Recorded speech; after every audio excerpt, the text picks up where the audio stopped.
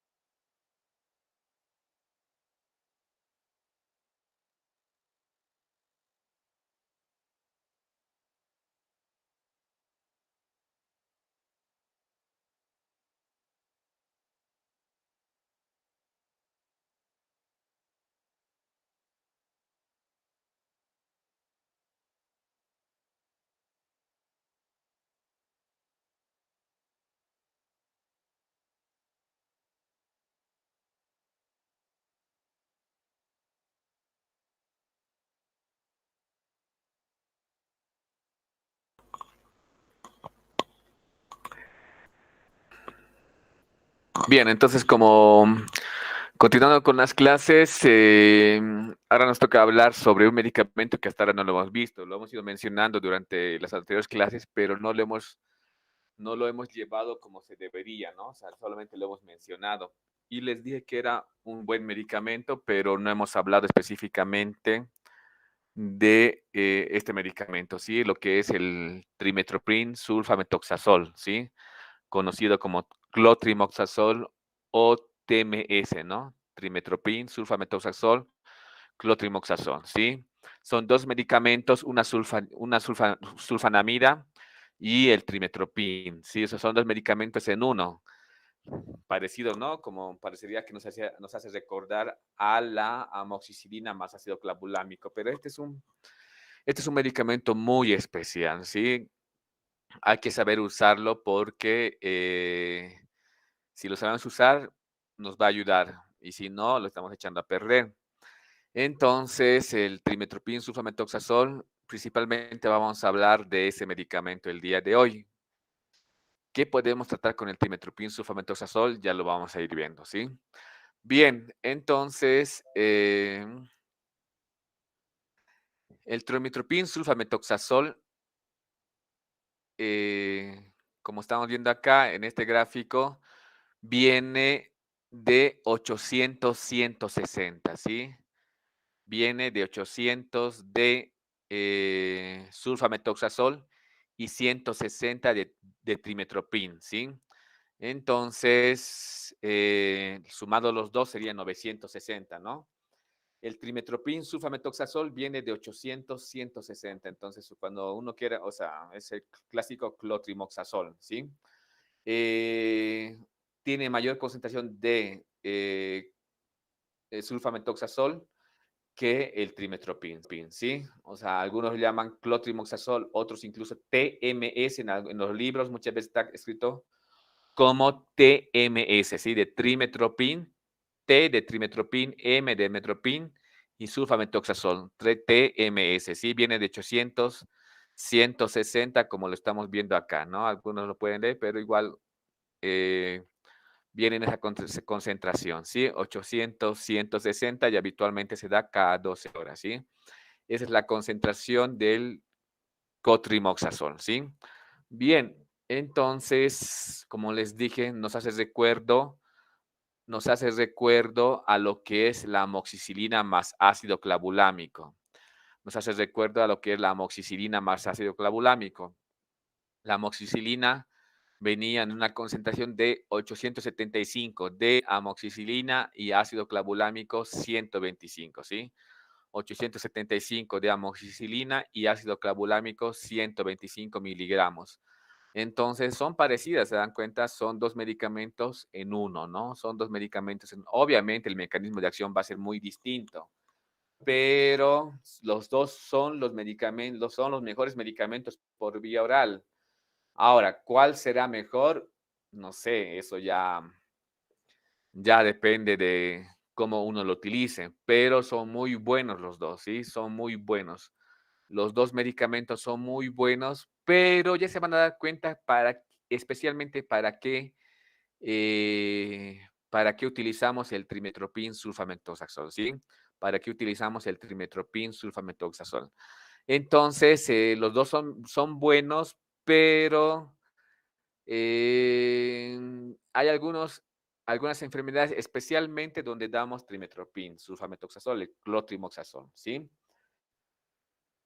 ¿Qué podemos tratar con el clotrimoxazol? Prácticamente podemos tratar todo, porque actúa sobre bacterias gram positivas y sobre bacterias gram negativas. Podemos tratar todo, ¿sí? O sea, podríamos tratar todo podríamos tratar con el clotrimoxazol, ¿sí? Todo podríamos y va a actuar muy bien. Pero obviamente para una otitis, para una faringoamigdalitis, para una sinusitis, no le voy a dar clotrimoxazol. Le podría dar, sí, pero no es lo adecuado. Ya sabemos que tenemos otros medicamentos un poco, por así decirlo, más suaves que podrían también actuar tranquilamente sobre estas enfermedades. Entonces, yo tengo que reservar el trimoxazol tengo que reservarlo para algunas ocasiones especiales. ¿En cuáles? Ya vamos a ir viendo, ¿sí? Pero prácticamente yo podría tratar casi todo con el clotrimoxazol. Obviamente, en algún momento va a llegar, hay bacterias que son muy resistentes que van a tener mecanismos de defensa contra el clotrimoxazol y vamos a tener que pasar a dar medicamentos endovenosos. Pero simplemente este ejemplo yo les digo para que ustedes sepan que es fuerte, ¿sí? Es fuerte el clotrimoxazol.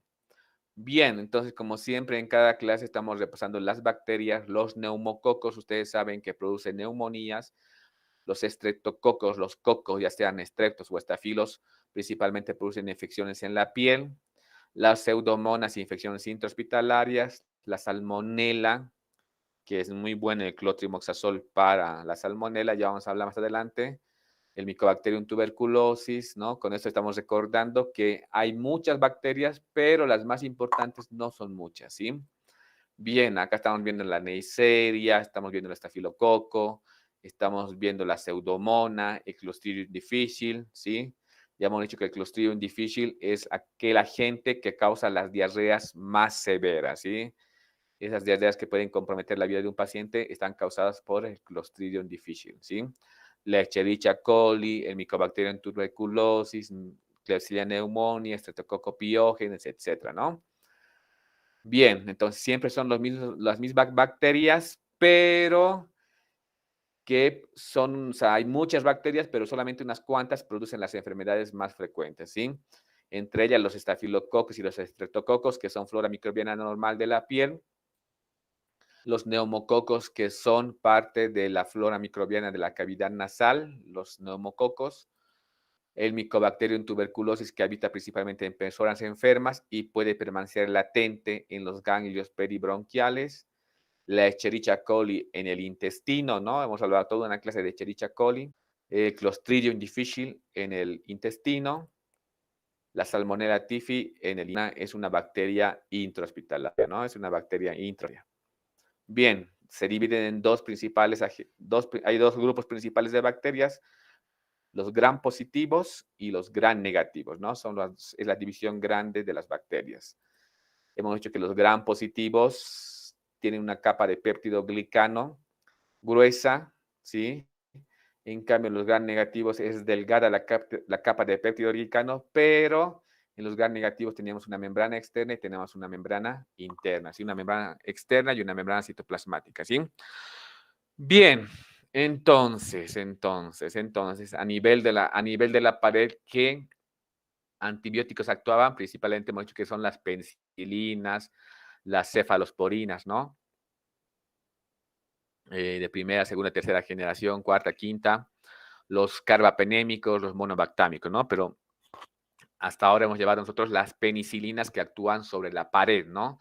Ya hemos dicho que las penicilinas destruían, o sea, como que rajaban la pared y al rajar la pared rápidamente esa membrana, pum, se destruía, ¿no?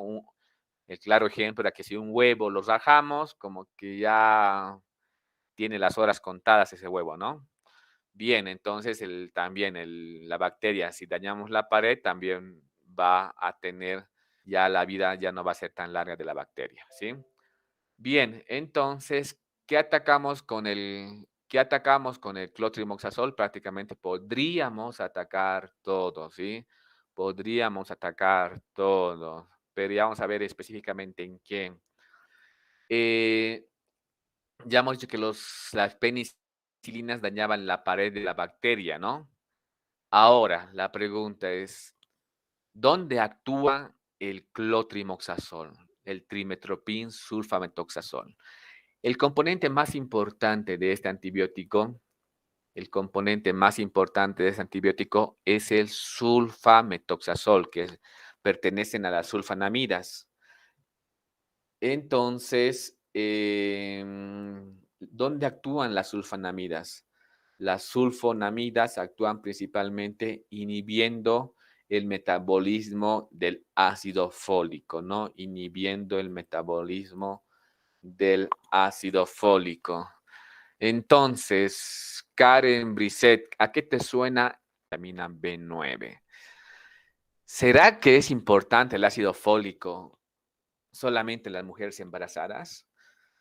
No, sí, el ácido fólico no solamente es importante, el ácido fólico, como toda vitamina, principalmente tiene, o sea, si nosotros tenemos un déficit de vitamina B12, si tenemos un déficit de vitamina B12, vamos a tener una enfermedad. ¿Cómo se llama esa enfermedad? ¿O a qué ayuda principalmente la vitamina B12? Esto lo estoy diciendo para que sepan la importancia del ácido fólico. Para que escorbuto, vitamina B12, Contra ¿dónde se la produce? anemia. Eso, muy bien, para la anemia, ¿no? O sea, los que no tienen la vitamina B12 se produce la anemia perniciosa, ¿no? La anemia perniciosa. La vitamina B12 principalmente se sintetiza en el estómago junto con el ácido clorhídrico, ¿no? Junto con el ácido clorhídrico se sintetiza vitamina B12 y esa vitamina B12 ayuda a la absorción de componentes a nivel del ilion distal para que haya maduración de los glóbulos rojos, ¿sí? Entonces, por más, ustedes se dan cuenta que la falta de una vitamina, en este caso de la vitamina B12, va a producir anemia perniciosa. La falta de vitamina B12 va a producir anemia perniciosa.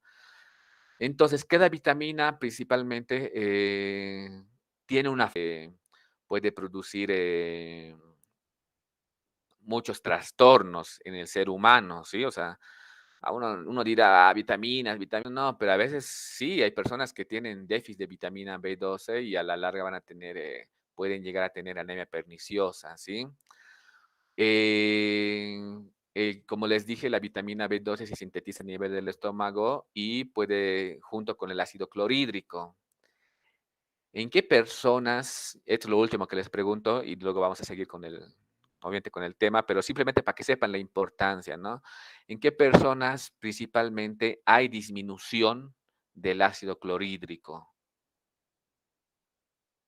¿Qué personas? ¿Cuáles son aquellas personas que tienen disminución del ácido clorhídrico? ¿Cuáles serían esas personas que tienen disminución del ácido clorhídrico, ¿no? Producidas por las células parietales, ¿no? Las células. Un ejemplo, digamos, los choferes tienen una mala alimentación porque comen en la calle, comen cualquier cosa, tienen tendencia mucho a la gastritis, tienen dispepsias, como dice su compañero, etcétera. Entonces, el omeprazol les calma mucho de sus molestias y todo el año están tomando omeprazol o por lo menos 2, 3 veces por semana están tomando omeprazol, etcétera, etcétera, etcétera. Y todo bien, o sea, pero esas personas ¿qué está pasando en su cuerpo? No están produciendo ácido clorhídrico, no están produciendo vitamina B12, pero principalmente no están produciendo ácido clorhídrico. Y ustedes saben que es importante el ácido clorhídrico para el tema de la digestión. Entonces ya comienza una pequeña cadena donde se altera la digestión. ¿Se dan cuenta? O sea, lo normal que el cuerpo es que produzca ácido clorhídrico, que tengamos una capa de ácido clorhídrico en el estómago, pero si no lo tenemos, entonces ya van a comenzar, si bien nos va a calmar algunas molestias, pero desencadenan otras, ¿no? Entonces, nadie sabe cuándo, o sea, porque hay muchas personas que están tomando de por vida, o sea, ácido omeprazol. Entonces, y después a la larga, después se complica con otra cosa, etcétera, etcétera. Entonces, ahí, ¿no? Lo ideal que serían esas personas que, bueno, tengan una buena alimentación, la cantidad de alimento, la calidad, etcétera, ¿no? Pero no está pasando, ¿sí? Entonces, el ejemplo era principalmente decirles que cada vitamina tiene una importante función, ¿sí? Tiene una importante función y principalmente el ácido fólico se encarga en las mujeres embarazadas para la formación del tubo neural, pero también es muy importante el ácido fólico para la formación de proteínas, ¿sí? Para la formación de proteínas es muy importante el ácido fólico para la formación de aminoácidos, proteínas, etcétera. Entonces, si no tuviéramos aminoácidos, si no tuviéramos ácido fólico habría una clara disminución de aminoácidos, lo cual llevaría, cada vitamina es muy importante y hasta en el caso de, principalmente en el caso de las bacterias, vamos a enfocarnos acá y principalmente eso. Ya, principalmente en el caso de las bacterias, ya hemos dicho, vamos a recordar un poquito, ¿sí? El mecanismo por el cual los antibióticos destruyen a las bacterias, hay varias, en las cuales hemos mencionado que la más frecuente, la penicilina, va a destruir la pared de las bacterias, ¿sí? Va a atacar a la pared de las bacterias y ¡pam! Les va a destruir, ¿sí? Pero como también hemos visto también las quinolonas, hemos visto que también las quinolonas tienen otro mecanismo otro mecanismo en el cual no dejaban la formación de síntesis de DNA, ¿sí? No dejaban la formación, o sea, no permitían la replicación del DNA, ¿sí? No permitían la replicación del DNA, inhibía la replicación del DNA, las quinolonas. Entonces, no había la suficiente, no había el desenrollamiento de las cadenas de DNA, entonces no podían duplicarse las cadenas de DNA. Eso es lo que hacían las quinolonas, ¿no? Hay otros medicamentos que ya vamos a hablar más adelante que inhiben la formación de proteínas a través de los ribosomas, ¿sí? A través de los ribosomas en la unidad 50, 30S, etcétera. Y en este caso, las sulfonamidas, ¿cuál va a ser su mecanismo de acción? Las sulfonamidas principalmente van a inhibir la síntesis de ácido fólico, ¿sí? ¿Y para qué va a servir la síntesis de ácido fólico en las bacterias? ¿De qué les sirve el ácido fólico en las bacterias? Gracias al ácido fólico va a formarse aminoácidos y gracias a los aminoácidos se va a formar el material genético de las bacterias. Si no hay aminoácidos, no va a haber formación de material genético, ¿sí? No va a haber material genético en las bacterias. ¿Dónde comienza la formación de los aminoácidos en la bacteria? Principalmente por un cofactor, el ácido, esto igual se los voy a entregar obviamente como ustedes saben, pero principalmente para que recordemos un poquito es que el ácido para amino benzoico es un cofactor o es el material que va a dar origen a el ácido dihidrofólico y el ácido tetrahidrofólico ya viene la formación principalmente del ácido fólico, ¿sí? Y los ácidos fólicos van a dar origen a los aminoácidos que van a ser responsables de la formación del material genético, ¿no? De las purinas, pirimidinas, etcétera, ¿no? Principalmente a este nivel, no, o sea, va a haber un antagonismo al ácido para aminobenzoico, a las PABA, ¿sí? Paso de la transformación del ácido para aminobenzoico a ácido dihidrofolato, ¿sí? Entonces, si no hay este primer paso, no va a haber los siguientes pasos y al final no va a haber material para que se produzca el DNA, ¿sí? Entonces, a este nivel actúa principalmente las sulfanamidas y poco a poco las que quedan van a ir muriendo, ¿sí? Entonces, principalmente a ese nivel atacan las sulfanamidas como es el clotrimoxazón, ¿sí? Bien, acá yo se los voy a dejar algo de literatura para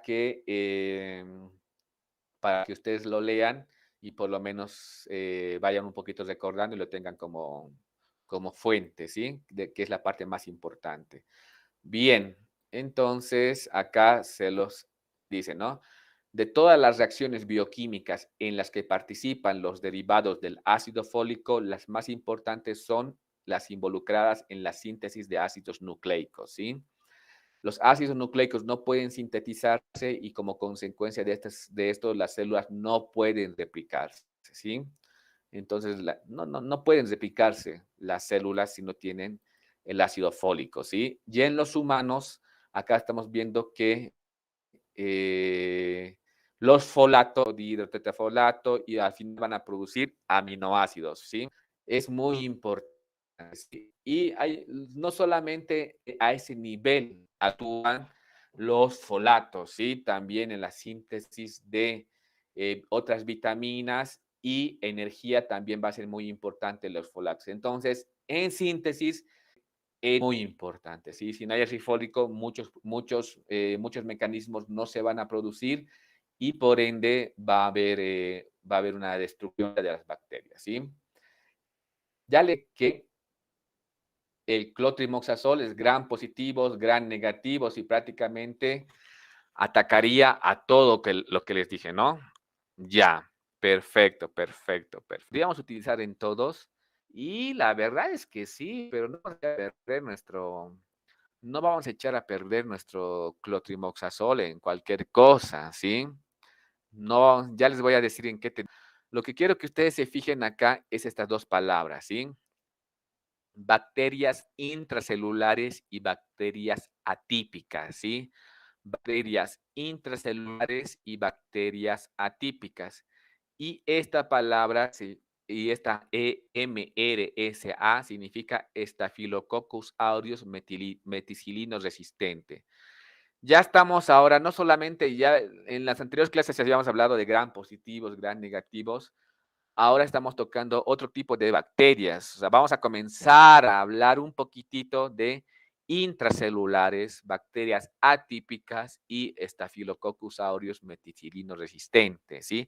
Este término van a comenzar a escuchar bastante meticilino resistente, principalmente, obviamente, en Staphylococcus aureus, ¿sí?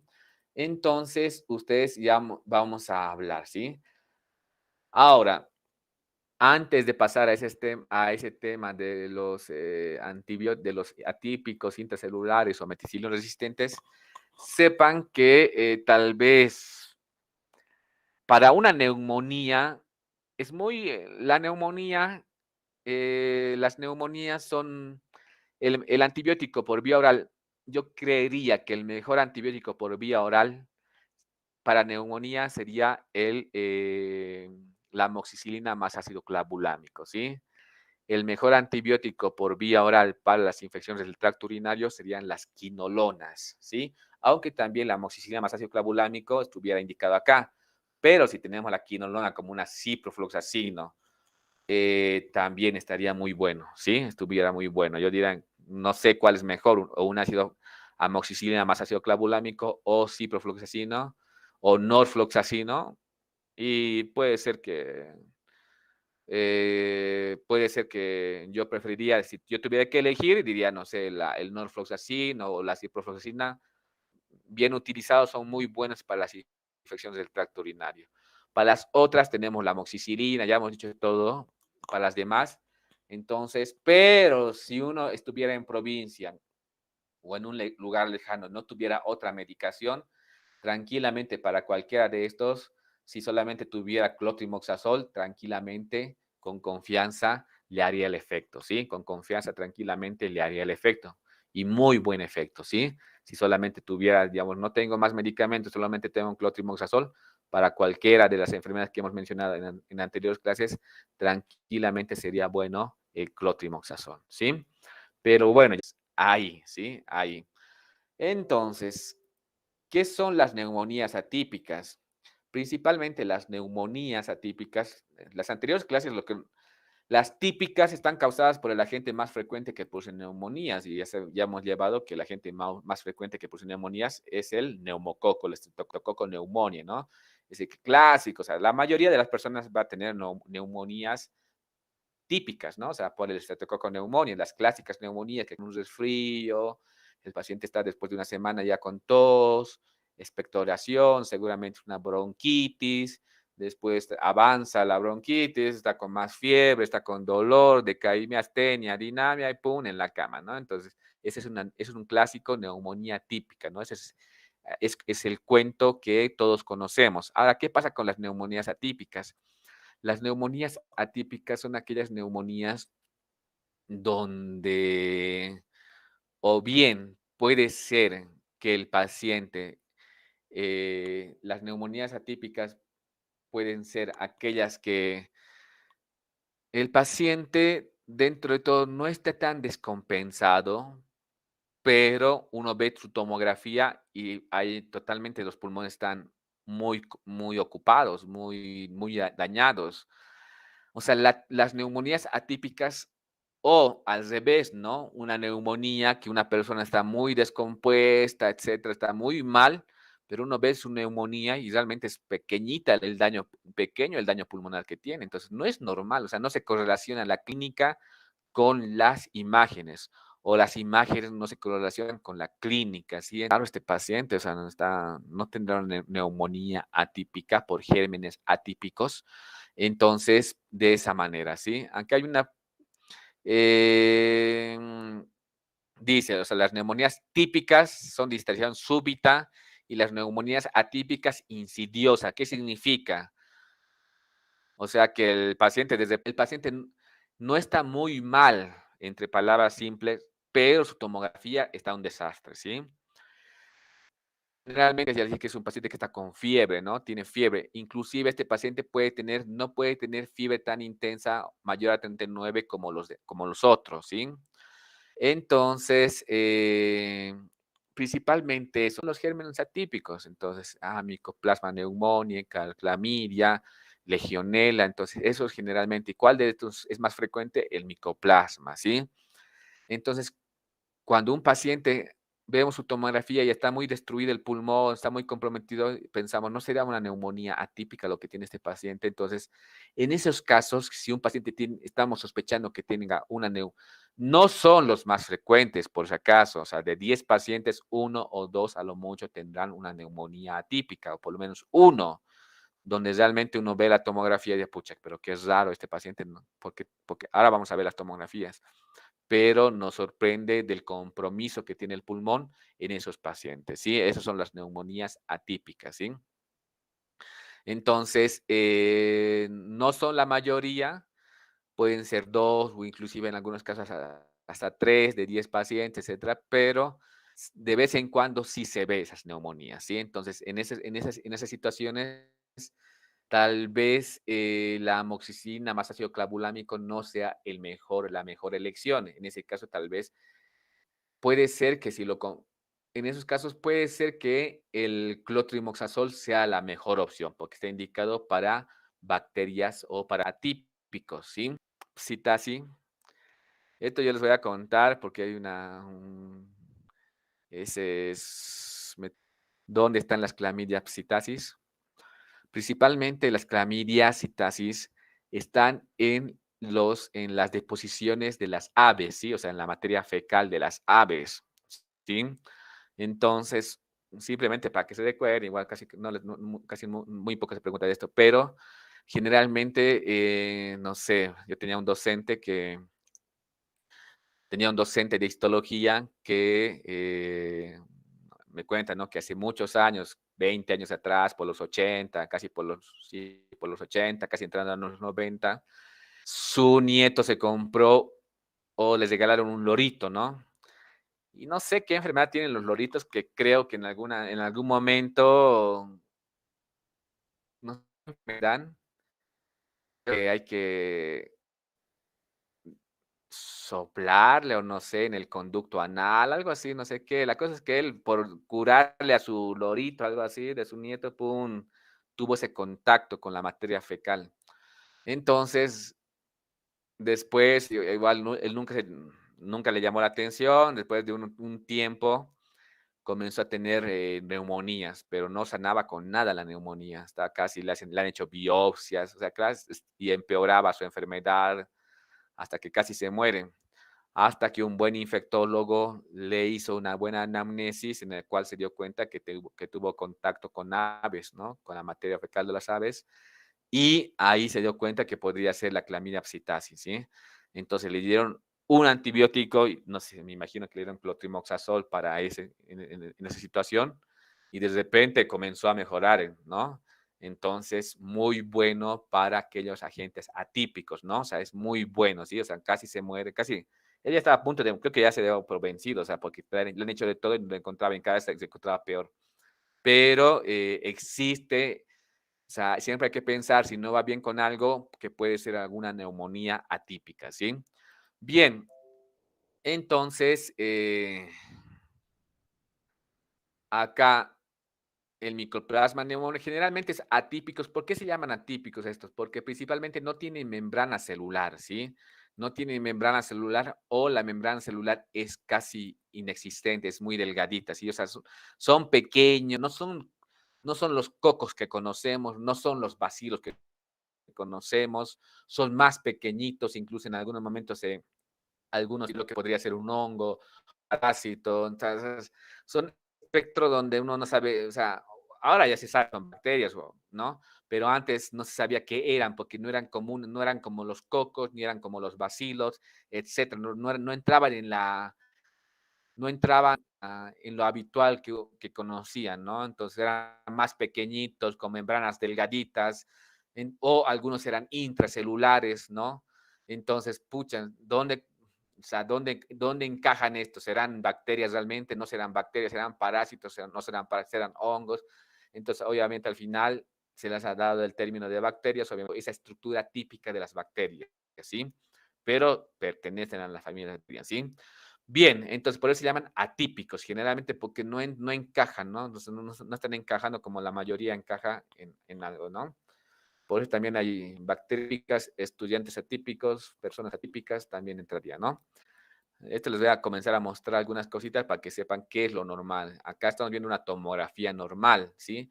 Esta es una tomografía, es un corte axial, ¿no? Como en anatomía hemos aprendido, axial, ¿no? Coronal, frontal, axial. Este es axial, ¿no? Que divide el cuerpo en superior e inferior, ¿no?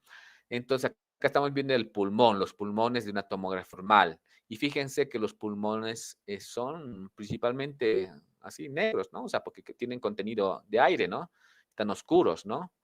Entonces, fíjense acá otro ejemplo de una tomografía normal del pulmón, ¿no? Este es el pulmón derecho, este es el pulmón izquierdo, ¿no? Este es el pulmón derecho, este es el pulmón izquierdo. Entonces, así se ven las tomografías normales. ¿Y para qué les estoy mostrando tomografías? Para que vean ustedes que principalmente una neumonía, las neumonías, eh, acá vamos a ver. Principalmente, acá estamos viendo una radiografía, ¿no? Y acá estamos viendo una tomografía. Pero en esta tomografía lo que estamos viendo es que una neumonía clásica, ¿sí? O típica, ¿sí? Una neumonía clásica. Acá el pulmón izquierdo está sano, pero el pulmón derecho ya está enfermo, ¿sí? ¿Qué tiene? Acá, entonces sería una imagen hiperdensa, heterogénea con broncograma aéreo, ¿sí? O sea, este es el pulmón derecho, está el proceso infeccioso, como estamos viendo acá, ¿sí? O también en esta tomografía estamos viendo el proceso infeccioso que está acá, ¿no? El pulmón izquierdo sano y en el pulmón derecho la infección se encuentra localizada. Esta es una neumonía de característica clásica o de característica típica, ¿no? Entonces, eso. Ahora, ¿qué será lo atípico, no? ¿Qué será? ¿Por qué lo llamamos? Porque fíjense como en esa tomografía ya no es localizado la infección. Por acá hay uno, por acá hay otro, por acá hay otro, por acá. Entonces, eso no es normal, ¿sí? Lo normal es que sea localizado en un segmento la infección del pulmón. Y lo anormal o lo atípico sería que haya por acá un pequeño proceso infeccioso, por acá otro, por acá otro, por acá otro, etcétera, ¿no?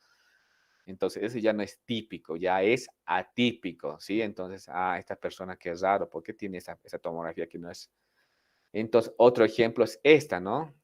Fíjense el pulmón derecho en este caso, con estas imágenes hiperdensas acá en parche, por acá otro, por acá otro, por acá. Entonces, no está localizado, ¿sí? Está diseminado, difuso, etcétera, ¿no? Entonces, a eso llamamos neumonías atípicas, ¿sí? Dentro de todo, no son, obviamente, muchas neumonías atípicas producidas por micoplasma, etcétera, se han confundido que eran tal vez por COVID, pero ya a estas alturas que el COVID ya prácticamente no está, entonces otra vez, si vemos imágenes así, tipo COVID o de estas características, etcétera, no vamos a pensar en COVID, porque el COVID no, ¿entienden? entonces ya pensaríamos directamente que en este caso podría ser una neumonía atípica, ¿sí? O sea, producida por micoplasma, clamidia, aunque legionela no hay mucho acá, pero forma parte de las preguntas que siempre se hacen, entonces se atribuiría a eso, ¿sí? Entonces, estas imágenes principalmente les estoy mostrando para que ustedes se vayan familiarizando, para que vayan viendo y vayan entendiendo por qué se llama atípico, ¿no? ¿Por qué se llama atípico? ¿Y quiénes son los gérmenes atípicos? ¿Qué antibióticos actúan sobre los gérmenes atípicos, ¿no? Entonces, ya les dije que una amoxicilina más ácido clavulámico no va a actuar sobre gérmenes atípicos, ¿no? Por ahí lo podemos unir o asociar a claritromicina, que actualmente se está haciendo mucho con claritromicina.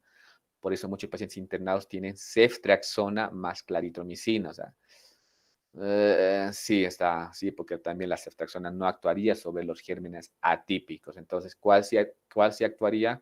Sería la claritromicina, ¿no? Y en este caso también, digamos, si tenemos a un paciente con características, también por vía oral se le podría dar el clotrimoxazol, ¿sí? Que estaría muy bueno para gérmenes atípicos, ¿no?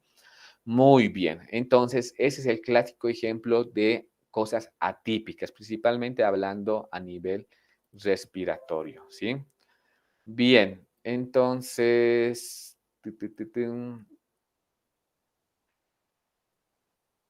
hemos hablado también que decía bacterias atípicas o también intracelulares, ¿sí? Hay intracelulares, ¿sí? Hay microorganismos bacterias intracelulares, o sea, que están dentro de la célula, ¿sí? Están dentro de la célula. Entonces, ¿cuáles serían esas bacterias intracelulares? Clamidia, Rickettsia, principalmente clamidia, ¿sí? Rickettsia, Ehrlichia, Anaplasma. No, clamidia, la más conocida es la clamidia, ¿sí? La clamidia, ¿sí? Bacteria intracelular, o sea, que está dentro de la célula, ¿no? Está dentro de la célula, ¿no? Dentro de la célula eucariota, ¿no? La eucariota, ¿no? Entonces, la clamidia, ¿sí? Sobre eso también bueno es el clotrimoxazol, ¿sí? Es el clotrimoxazol. Ahora, en anteriores clases yo les dije que es raro que una persona, las infecciones urinarias eran frecuentes en las mujeres, ¿no?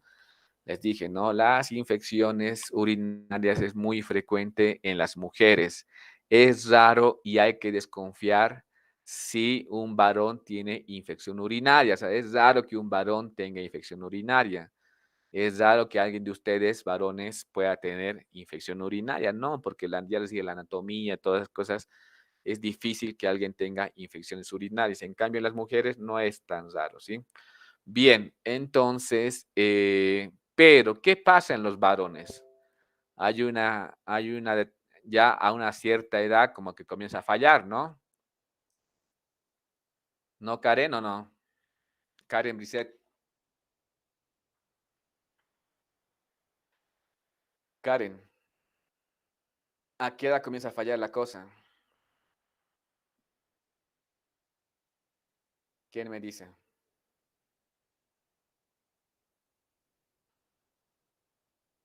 El tema de la próstata hace que a cierta edad ya la vía urinaria y todo comience a fallar, ¿sí? Doctor, a los 40 años. Yo tengo 40, no me falla, ¿sí? Entonces, Ya. no, pero sí hay que sospechar, ¿sí? No, Doctor, a partir de los 70, 80 años, doctor. no, tampoco. No, depende, ¿no? 55, 60, ya, depende, ¿no? Depende de las personas, ¿sí? Pero más o menos a esa edad, como ya comienza el tema de la próstata y todas esas cosas. Y hay muchos pacientes, ¿sí? O sea, hay muchos pacientes que,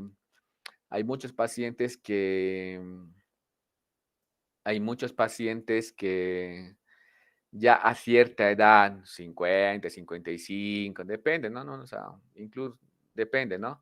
Pero no, ya tienen alteración en la micción por el tema de la próstata. No avisan, no quieren decir nada, tampoco les molesta, etcétera, etcétera.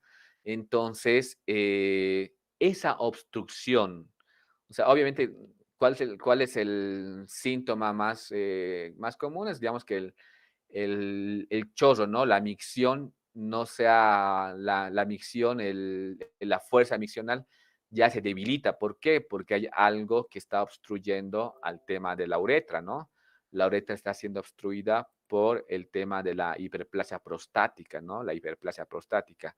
Una cosa es hiperplasia, o sea, tiene hiperplasia e hipertrofia, ¿no? La próstata tiene hiperplasia e hipertrofia, ¿no?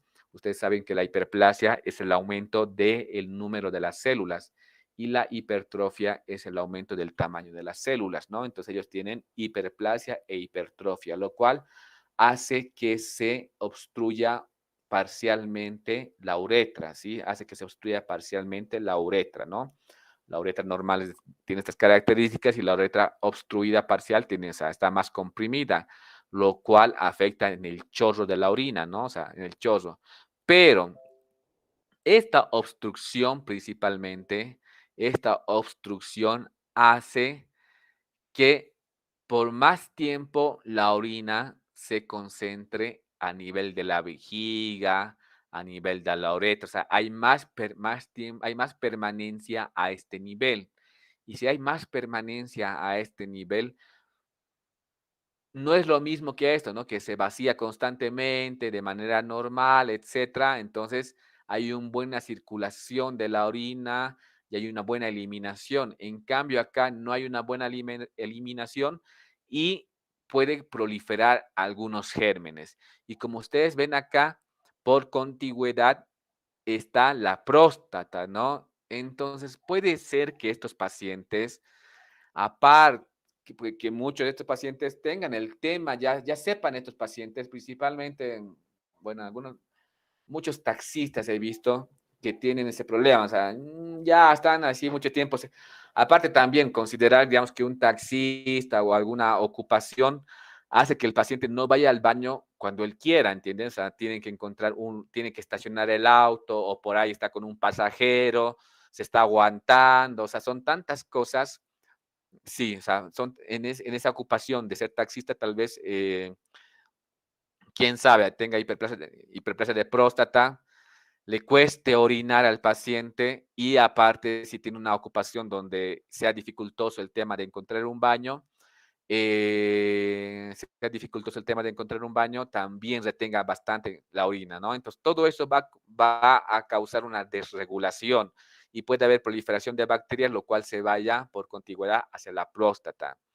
Este paciente que habitualmente ya sabía, el paciente ya sabía, o sea, que tenía hiperplasia de próstata, o sea, porque ya el chorro le costaba, o sea, ya no orinaba como antes, el chorro era disminuido, orinaba en escasas cantidades, o sea, todos los síntomas de la próstata, de la hiperplasia de próstata, ¿no? Llega un momento en que el paciente, eso es normal ya para él, ¿no? Hace un año, 2 años ya está así, no pasa nada, o sea, ya se acostumbró, listo. Pero puede llegar un momento en que ya esa molestia, o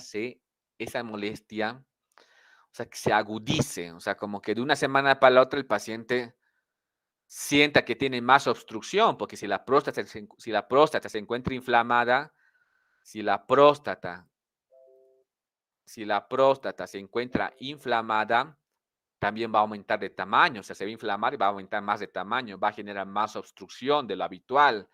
Aparte, la próstata va a comenzar a doler, si está inflamada, cosa que antes no dolía, sí obstruía, pero no producía dolor.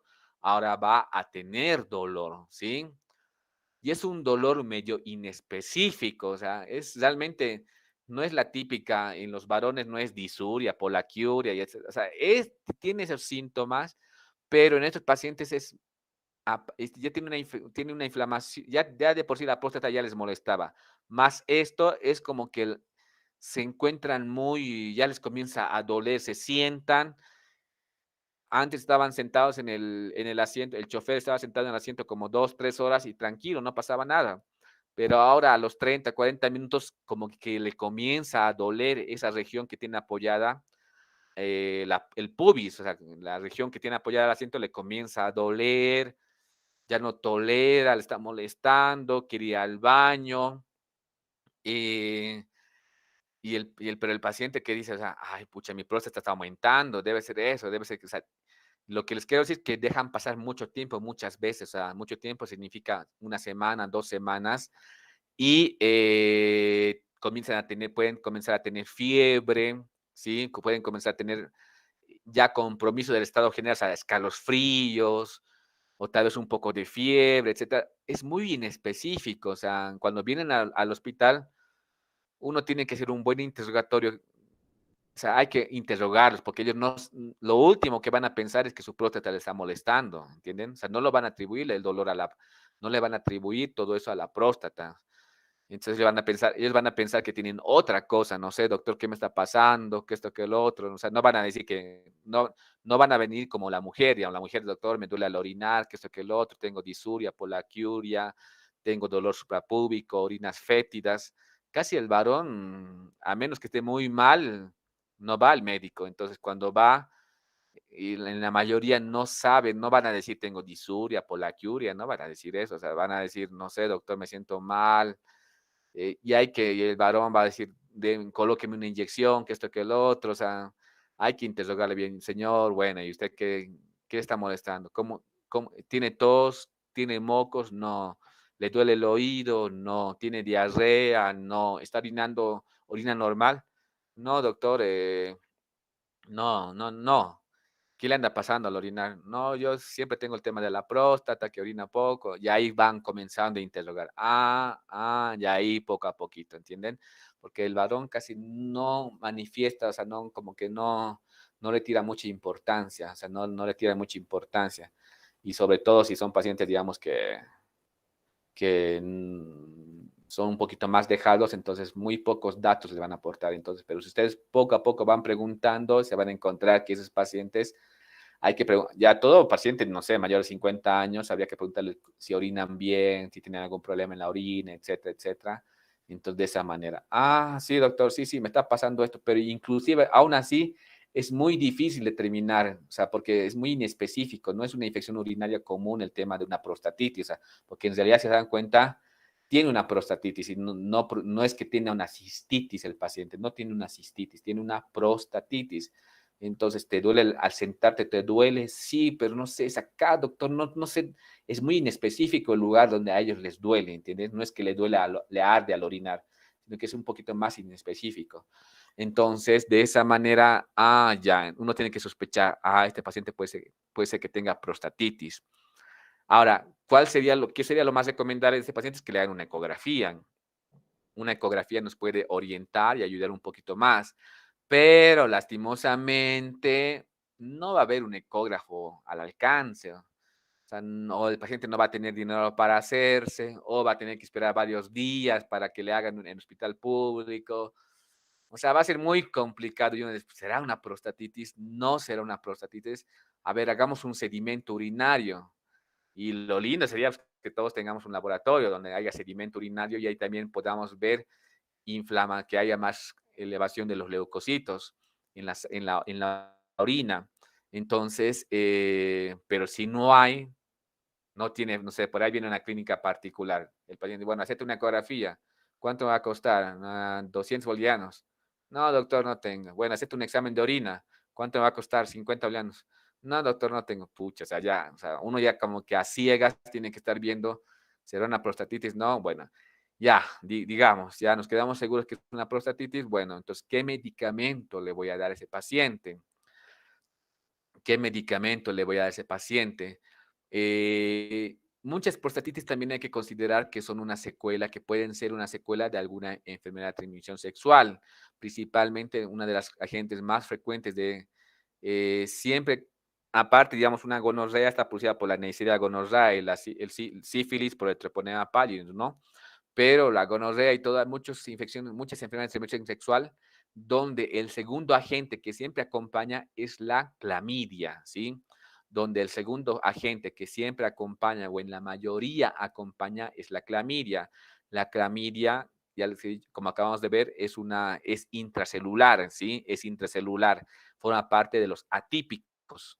Entonces, siempre por ahí en las enfermedades de transmisión sexual siempre está metido también una clamidia, ¿sí? Como que siempre está por ahí una clamidia.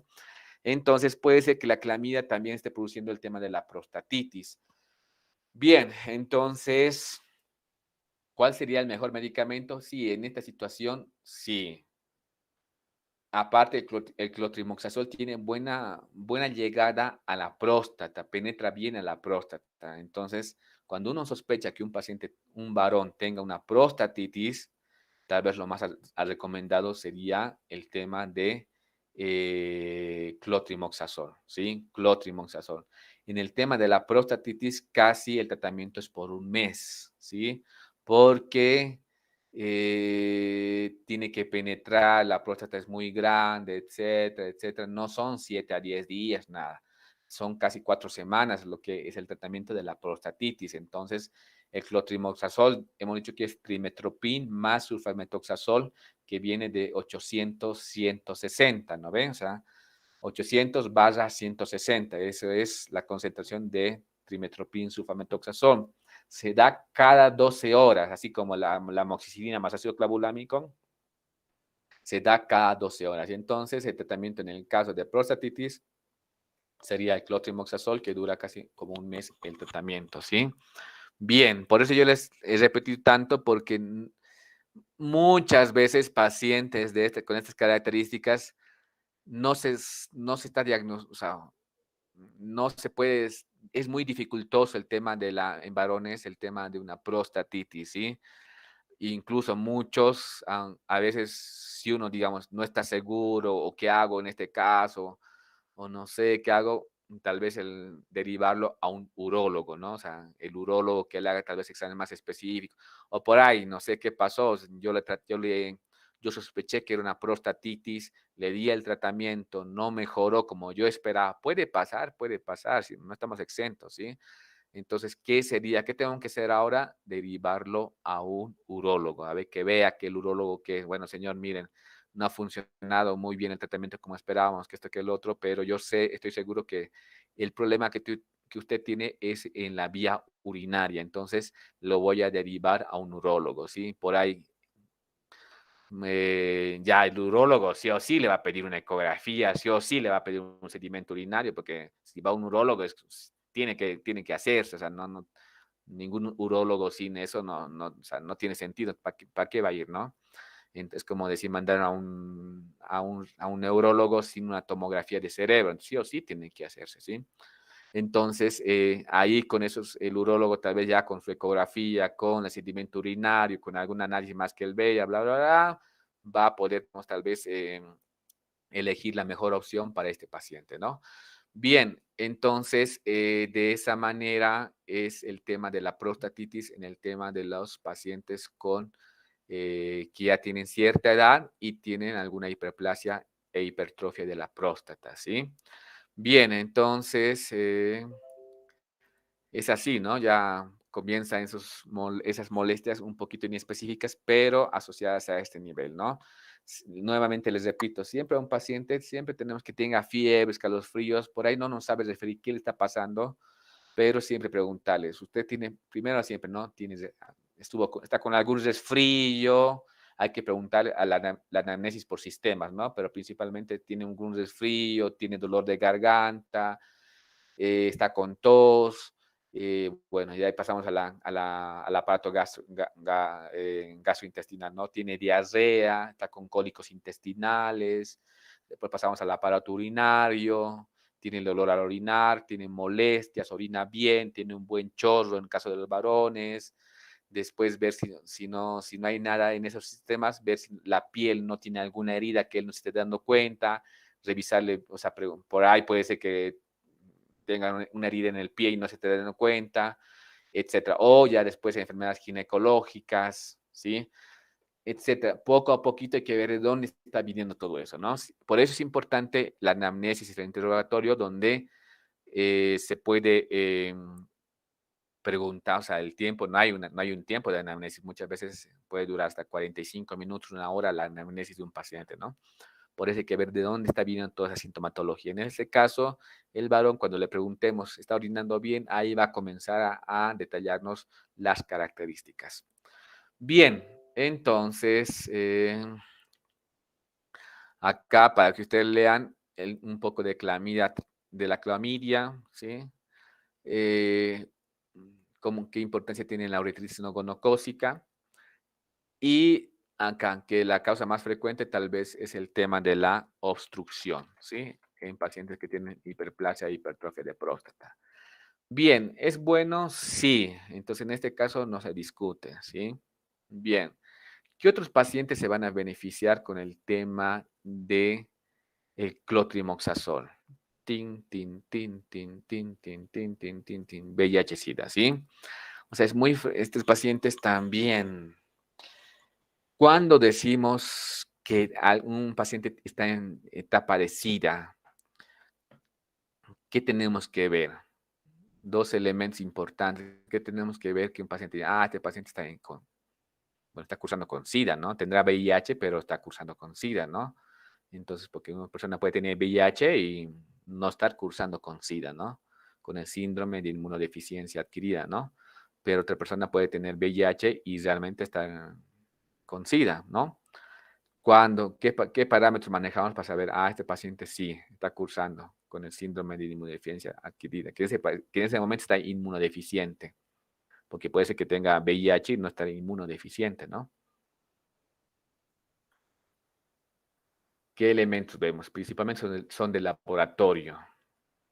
Son de laboratorio. Aparte igual clínico, ¿no? Porque obviamente un paciente que está con SIDA, obviamente va a estar con un estado general muy comprometido, ¿no? En cambio, un paciente con VIH, pues hay muchos pacientes con VIH que tienen una vida normal, o sea, muchos pacientes que tienen VIH y tienen una vida normal, o sea, normal en qué sentido, que van a trabajar, hacen su actividad normal, van a trabajar, hacen sus cosas, que esto, que el otro, etcétera, etcétera, o sea, como prácticamente parecería que fueran personas, digamos, sin VIH, ¿no? O sea, porque realmente, pero están controlados, se dan cuenta, está con la medicación, con los antirretrovirales, etcétera, y están controlados y prácticamente se desenvuelven en la vida normal. Pero aquellos pacientes que no sabían que tenían VIH o pacientes que descontinuaron su tratamiento pueden entrar en fase de SIDA, ¿no? O sea, que están inmunodeficientes. Y ahí tener, digamos, infecciones oportunistas, ¿no? Bien, entonces cuando nosotros, principalmente dos elementos que se manejan, ¿no? O sea, obviamente primeramente la clínica de un paciente que tiene inmunodeficiencia, o sea, no va a estar bien ese paciente, ¿no? El que tiene inmunodeficiencia, ya sea porque no sabía que tenía el VIH o porque descontinuó el tratamiento, o etcétera, no se va a sentir bien, ¿no? No va a estar bien, o sea, no va a estar bien el paciente. Se va a entrar asténico, adinámico, no va a tener energía, va a tener falta de fuerzas, etcétera. No se va a sentir bien el paciente, ¿sí? Entonces, dos elementos importantes que nos corroboran a eso puede ser lo siguiente.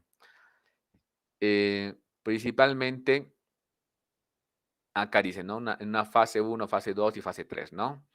Entonces, en la fase 1 hay buena cantidad de linfocitos, ¿no? Hay buena cantidad de linfocitos. O sea, nuestro sistema inmune está normal y tenemos buena cantidad de linfocitos, ¿no? Pero ya en la fase aguda como que comienza a haber proliferación de bacterias, ¿no? El virus de la inmunodeficiencia humana comienza a aumentar, ¿no? Pam, pam, pam, pam, pam, comienza a aumentar, ¿no? ¿Qué va a pasar? Poco a poquito va a ir, a la vez que aumentan los virus, van a ir un poco a poco disminuyendo las células, los linfocitos, en este caso los T, ¿no? Bien, entonces de esa manera en la fase 2 es donde también en la fase crónica es donde va a haber ese equilibrio, o sea, como que van aumentando poco a poco los virus de manera lenta y de manera lenta van disminuyendo poco a poco los linfocitos, ¿no? Y en la etapa 3, en la fase de SIDA, entonces va a haber gran cantidad de virus, ¿no? Y escasa cantidad de linfocitos, ¿no? Por eso en estos pacientes que sospechamos que están en una, o sea, para corroborar en laboratorios que el paciente está en una fase de SIDA, tenemos que hacer un recuento de células CD4 y tenemos que hacer una carga viral, ¿no? Esos dos laboratorios importantes, carga viral y recuentos de células CD4, ¿no? Entonces, ¿qué espero encontrar en la carga viral? En la carga viral que haya aumento de los virus, ¿no? Bastante aumento de los virus y disminución considerable de las células CD4, ¿no? Entonces, si hay poca cantidad, está inmunodeprimido, ¿no? También en esta tablita nos indica, ¿no? Que en una primera parte los linfocitos se encuentran aumentados, pero fíjense que a medida que va pasando el tiempo y etcétera, y el paciente, digamos, se descuida, pueden bajar considerablemente los linfocitos, ¿no? O sea, y en cambio los virus en algún momento igual van a tener tendencia a aumentar si es que el paciente no está totalmente controlado, ¿sí? Y en esta fase donde el paciente está descontrolado, es donde aparecen las enfermedades oportunistas. Y estas enfermedades oportunistas obviamente van a terminar matándole al paciente, ¿no? Van a terminar matándole al paciente. Estas enfermedades oportunistas van a terminar matándole al paciente. ¿Qué enfermedades oportunistas en el paciente con VIH son las más frecuentes? Hay varias, sí, pero las más frecuentes principalmente es la infección por neumocistis, ¿no? Ya les he dicho que una tomografía normal se ve así, la tomografía normal del pulmón se ve con estas características, pero en una tomografía por un agente oportunista como el neumocistis carini, que obviamente nosotros, nuestras defensas tranquilamente de una persona que no tiene inmunodeficiencia, tranquilamente destruye o nunca va a llevar, o sea, por eso en una persona, digamos, que no tiene inmunodeficiencia, no va a haber neumonía por neumocistis. No va a haber, ¿sí? No va a haber una neumonía por neumocistis carini. Pero obviamente en un paciente con un VIH que no está adecuadamente controlado, está descontrolado, obviamente va a haber la infección de estos gérmenes oportunistas. ¿Qué gérmenes? En este caso sería el Pneumocystis carini, ¿sí? El Pneumocystis carini o Pneumocystis A, actualmente Girovesi, ¿no? Pneumocystis Girovesi. Entonces, el Pneumocystis Girovesi, entonces va a producir, fíjense cómo está totalmente infiltrado el pulmón por el tema de la infección. Fíjense, prácticamente lo normal es que se vea oscuro, pero acá casi en su totalidad se está viendo de color blanquecino, ¿no? Entonces, cuando uno ve el pulmón, dice, pucha, este paciente, ¿cómo está respirando? O sea, uno ve esto y dice, wow, no, este paciente, o sea, ¿con qué pulmón está respirando, no? Obviamente ¿cómo uno espera encontrar a este paciente? O sea, taquipneico, ¿no? Desaturando, ¿no? Con disminución del oxígeno, taquipneico, con compromiso del estado general, o sea, en pocas palabras, mal, ¿no? El paciente está mal, o sea, aparte de tener su VIH, está en fase de SIDA, está ya con alguna enfermedad oportunista, entonces acá es donde uno tiene que, o sea, este paciente, si no se hace nada, sí, pero es que a veces vienen en las últimas, ¿no? O sea, a veces vienen en las últimas y pueden llegar a fallecer porque realmente están muy comprometidos. Entonces, ahí vienen las complicaciones, ¿no?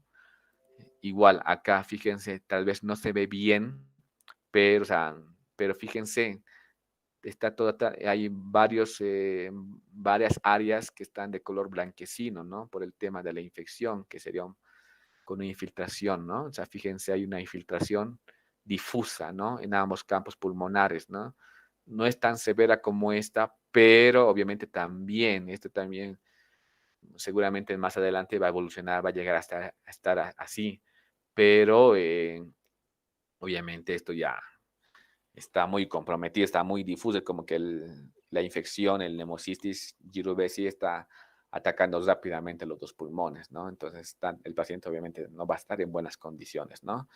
Entonces, de esa manera es un tipo de enfermedad oportunista, por lo cual estos pacientes, estos pacientes que están con una infección crónica, vemos que tal vez estén estos pacientes que todavía, digamos, antes de tener esto, el paciente, digamos, no está adecuadamente controlado, el paciente vemos que se está descontrolando, tal vez lo adecuado es hacer una profilaxis con clotrimazol, ¿sí? Lo adecuado sería tal vez hacer una profilaxis con clotrimazol para que no haya una sobreinfección en estos pacientes de gérmenes oportunistas, ¿sí? O sea, no necesariamente el paciente va a tener, si el médico o el infectólogo, etcétera, considera que este paciente podría llegar a sobreinfectarse con un germen oportunista, entonces podría comenzar a darle profilaxis con clotrimazol, ¿sí? Y también para el tratamiento sería bueno que en el tratamiento también se encuentre el clotrimazol, ¿sí? Acá también les estoy dejando algo para que vayan leyendo. Entonces, en estos casos, generalmente la dosis es cada 8 horas, cada 6 a cada 8 horas por 21 días, ¿sí? En aquellos pacientes que sospechamos que tienen mucha tendencia a tener alguna enfermedad oportunista, ¿sí? ¿Qué otra enfermedad oportunista en los pacientes con VIH? Con VIH pueden tener principalmente la toxoplasmosis cerebral, ¿sí? Como ustedes están viendo acá, fíjense, estos son esto es una resonancia, ¿sí? Resonancia magnética del cerebro, donde tenemos el hemisferio cerebral derecho, el hemisferio cerebral izquierdo, el hemisferio cerebral derecho, el hemisferio cerebral izquierdo, pero fíjense estas nodulaciones acá, fíjense acá. Entonces, este paciente que tiene, ojo que es frecuente, ¿sí? Ustedes ya cuando vayan ahí a los hospitales, ahí van a ver pacientes internados con VIH y no han venido, o sea, ¿por qué se internaron? Porque tienen una sobreinfección los pacientes, ¿sí? No han venido porque no están sobreinfectados, o sea, sí o están con dificultad respiratoria, los pacientes están con disnea, o en algunos casos están con cefalea intensa, alteración del estado de conciencia, cefalea intensa, alteración del estado de conciencia o algo neurológico que lo van manifestando, entonces uno tiene que pensar, este paciente no se habrá sobreinfectado con toxoplasmosis, ¿no? No se habrá sobreinfectado. ¿Y cómo nos damos cuenta? Principalmente con una resonancia, ¿no? En este caso, o con una tomografía, en este caso estamos viendo estas nodulaciones, son grandes, ¿se dan cuenta? Son grandes. Inclusive nos puede ayudar, si es así única, uno puede confundirse que podría ser un tumor, una neoplasia, etcétera, ¿no? Una lesión ocupante, ¿no?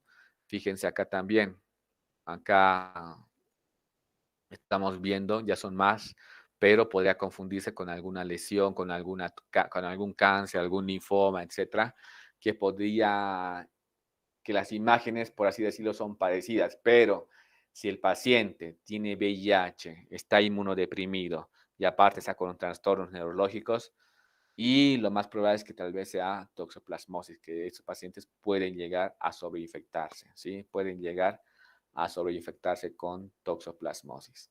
Bien, entonces, principalmente, recapitulando, hemos hablado de la importancia del trimethoprim sulfamethoxazol. Hemos dicho que es parecido a la amoxicilina, o sea, son fuertes, como por así decirlo.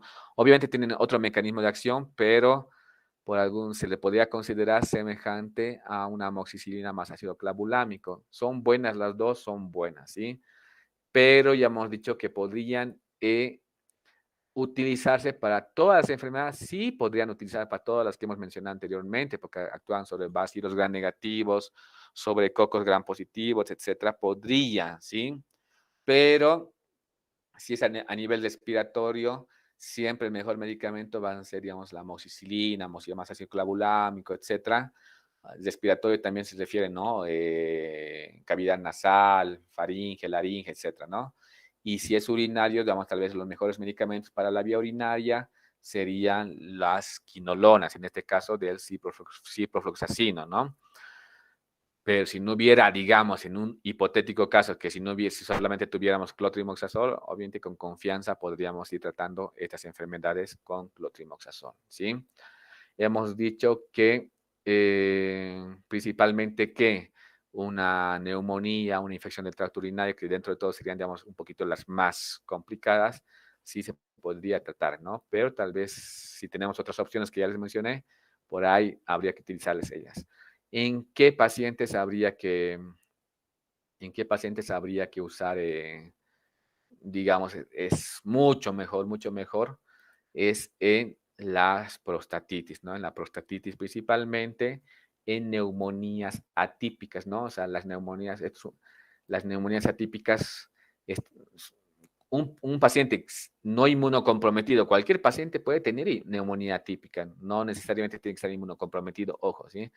Entonces, un paciente, digamos, no sé, un paciente puede ser que tenga de 10 pacientes, entre comillas, normales, 8 van a tener neumonías típicas y tal vez 2 neumonías atípicas. Entonces, en los que tienen neumonías atípicas, ¿el clotrimoxazol puede ser bueno? Sí, aunque también podría ser amoxicilina más ácido clavulámico más claritromicina. Obviamente, eso lo vamos a profundizar cuando veamos la claritromicina, citromicina, etcétera, ¿sí? Bien, entonces, ¿dónde más es importante el clotrimoxazol? Principalmente en la profilaxis, profilaxis y tratamiento de aquellos pacientes que tienen enfermedades oportunistas, como puede ser una neumonía por neumocitis girovesi o una meningitis por toxoplasmosis, ¿sí? Entonces, en esas situaciones que son las dos más frecuentes como enfermedades oportunistas a nivel en un paciente con VIH-Sida, podría utilizarse también el clotrimoxazol, ¿sí? Entonces, yo creo que ya están con esto, pudieron comprobar que el clotrimoxazol es un antibiótico importante, ¿sí? Inclusive, lo último que nos estamos olvidando y que no, cuando les dije lo siguiente, ¿no? Acá, esto es importante. Acá, esta partecita, hemos hablado de los gérmenes intracelulares, de los gérmenes atípicos, y también les mencioné de esto, los Staphylococcus aureus meticilino resistentes, ¿sí? Staphylococcus aureus meticilino resistente. Muchas veces lo que pasa en pie diabético, como les dije, soy especialista en pie diabético, porque la diabetes es un mundo aparte, ¿sí? O sea, en Argentina hay centros de diabetes y hay centros de pie diabético, o sea, que solamente atienden pie diabético, ¿sí? O sea, ¿se dan cuenta? Solamente atienden pie diabético. ¿Y cuántos pacientes por día? Pucha, como 30, 50 pacientes por día, o sea, todo el dato. Entra un pie diabético, sale otro pie diabético, entra otro, y muchas veces en estos pacientes que el pie diabético el pie diabético es la causa más frecuente de amputaciones en las pacientes, ¿sí? Ustedes van a ver la mayor parte de los pacientes que están andando con muletas en la calle, la mayor parte de los pacientes que están andando con muletas y amputados, obviamente, en la calle, la mayor parte de las amputaciones son por pie diabético. La mayoría de los pacientes que están amputados en Bolivia son por pie diabético. Entonces, muchas veces estos pacientes que tienen pie diabético, ¿qué es el pie diabético? Es una herida en el pie de un paciente diabético, ¿no? Es una herida, una solución de continuidad, una lesión en el pie de un paciente diabético, cuya principal causa es principalmente en una primera etapa la neuropatía diabética. ¿Qué hace la neuropatía diabética? La neuropatía diabética produce dolor y aparte produce disminución de la sensibilidad, o sea, produce parestesias, dolor, etcétera, y aparte produce disminución de la sensibilidad, ¿sí? Disminución de la sensibilidad. Entonces, si el paciente ustedes le pinchan al paciente y no siente, ¿sí? El paciente puede pisar una piedrita y no siente, puede pisar un vidrio y no lo siente porque disminuyó su sensibilidad, en serio. Es por eso que a veces las curaciones en un paciente con pie diabético ni siquiera se utiliza anestesia. ¿Por qué? Porque no le duele. Entonces, estos pacientes que tienen el pie diabético, lo último que se utiliza como, o sea, cuando uno no sabe, este paciente lo internamos por su pie diabético, no lo internamos, hacemos las curaciones de forma ambulatoria, ¿qué hacemos? ¿Qué hacemos? Y muchas veces se tiene que utilizar el clotrimoxazol. ¿Por qué? Porque sabemos que el clotrimoxazol es muy bueno para el Staphylococcus aureus meticilino resistente de ese pie, ¿sí? Muchos, si a ese paciente, si a ese pie yo le doy amoxicilina más ácido clavulámico, tal vez no le va a funcionar. Lo que necesita tal vez es clotrimoxazol por el Staphylococcus aureus.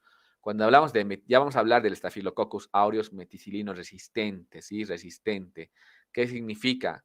Que ya no es un estafilo común y cualquiera, es un estafilo muy resistente, o sea, resistente a muchos medicamentos, ¿sí? Entonces, ahí podríamos dar el clotrimoxazol. Muchas veces dábamos tanto clotrimoxazol como amoxicilina más ácido clavulámico para que la amoxicilina más ácido clavulámico ayude con otros gérmenes, con cocos gram positivos, etcétera. Y la amoxicilina más ácido, el clotrimoxazol nos ayude con este estafilococos que puede ser más resistente que los otros, ¿sí? Y es muy bueno, sí, es muy bueno, pero obviamente siempre y cuando se haga una buena curación, una buena limpieza, un buen seguimiento, etcétera. O sea, por eso es una especialidad dentro de la diabetes, es el pie diabético, o sea, por eso, o sea, no es, es toda una especialidad el pie diabético, porque te puedes encontrar con pie diabéticos sencillos, difíciles, más difíciles, cómo hacer el seguimiento, qué tratamiento, o sea, es todo por eso ¿por qué se creó la especialidad de pie diabético? ¿Por qué? Porque realmente la mayoría de las amputaciones son por pie diabético. Ahora, si no hubiera amputaciones por pie diabético, ¿para qué se va a crear esa especialidad? No se crea, pues. Pero si hay mucha incidencia de pie diabético y sobre todo con complicaciones como la amputación, entonces es nomás, ¿sí? Bien. ¿Tienen alguna pregunta? Sí, Jeffer. Doctor, buenas noches, disculpe. En su experiencia, no sé si ha visto algún paciente que haya sido alérgico al clotrimoxazol. Sí, o sea, sí, sí, sí, es alérgico. También hay alérgicos a las penicilinas. Eso no hemos hablado mucho de las alergias. Ustedes tienen que considerar que pueden llegar tanto a ser alérgicos a las penicilinas, a la ciprofloxacino, al clotrimoxazol. Sí pueden llegar. ¿Cuál puede ser la alergia? La alergia puede ser desde los más simples, de tener un rash cutáneo, hasta un rash generalizado asociado a edema. Casi, o sea, nunca, es raro ver un paciente que tenga una alergia muy comprometida. De vez en cuando sí se ve, digamos, que por algún u otro medicamento producen, ¿sí? Pero siempre tenemos que estar pendientes de que puede producir. Por eso siempre al paciente decirle, siempre dar algún medicamento, decirle, no, mira, sí, si cuando tú tomes este medicamento, etcétera, tienes mucha picazón, escozor, o te duele la garganta, dificultad para respirar, para tragar, etcétera, tienes que acudir nuevamente porque puede tener escozor, puede manifestarse la alergia a nivel de la piel o como edema de glotis o a nivel respiratorio, etcétera. Entonces siempre tenemos que decir, no es frecuente, pero cuando pasa, pasa. Entonces, pero igual siempre tendríamos que estar al pendiente y por lo menos una recomendación general al paciente de que no deje pasar eso y que nuevamente acuda al hospital, ¿no? Al centro de salud, etcétera, porque podríamos estar en caso de una alergia a este medicamento, a este antibiótico en todo caso, ¿no? Y si nos llega, doctor, un paciente con esta alergia, ¿cómo le atenderíamos o cómo le trataríamos, doctor? ¿Tiene algún antídoto? No, no, o sea, antídoto nos referimos antídoto generalmente se considera cuando hay un medicamento específicamente para eso, ¿no? O sea, el antídoto para el veneno, no sé, del alacrán, de una picadura de serpiente, o sea, El antídoto es algo específico para esa serpiente, el antídoto es específico para ese alacrán, etc., ¿no? En este caso son tratamientos a nivel general, ¿no? O sea, principalmente corticoides, antihistamínicos, ¿no? Inclusive alguien, no sé, quiere colocar la adrenalina subcutánea, etc. O sea, es un tratamiento como para alguna reacción alérgica importante, ¿no? Entonces, no hay algo específico, digamos, para un tipo de medicamento, sino que a nivel general de todos los medicamentos hay una acción general, ¿no? O sea, depende de cómo esté, se le puede dar algún corticoide intravenoso, en un suero, y también depende de cómo nos encontremos, ¿no? Por ahí no tenemos para colocarle un suero, le colocamos intramuscular, le estamos observando y viendo, darle algún antihistamínico, etcétera, etcétera. Entonces, poco a poco, y depende, ¿no? De la severidad y depende también de dónde nos encontremos, la conducta va a ser distinta.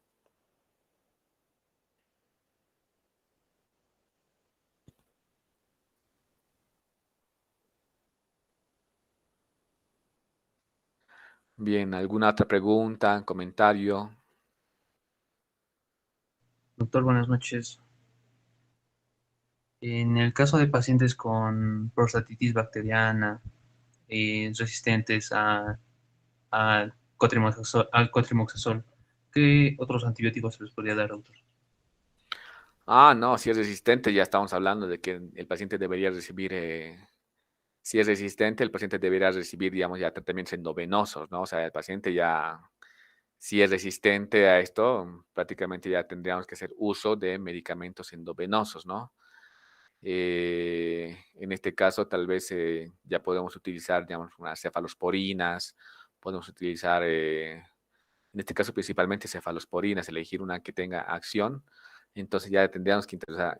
Ustedes consideren que lo último en vía oral es tanto la amoxicilina clavulámico como el clotrimazol. O sea, si a eso es resistente, prácticamente ya tendríamos que hacer uso de antibióticos endovenosos, ¿no? O sea, si ese pie diabético no funciona ni con amoxicilina, más ácido clavulámico, ni con clotrimazol, entonces ya directamente tendríamos que internarle para dar algunos medicamentos y para tenerlo mejor controlado con medicamentos endovenosos, ¿no? Entonces tendría que ya internarse ese paciente y hacer uso de medicamentos más fuertes, que hasta ahora no vamos a hablar de medicamentos endovenosos, pero ya vamos a hablar de medicamentos endovenosos donde vamos a ir viendo, digamos, cuáles son aquellas apropiadas para determinados gérmenes. Hasta acá, por lo menos ya prácticamente estaríamos concluyendo con medicamentos por vía oral, ¿no? Prácticamente estaríamos concluyendo con medicamentos por vía oral. Tal vez nos falta alguna que otro, pero ya vienen otro tipo de medicamentos que lo vamos a mencionar, que son endovenosos.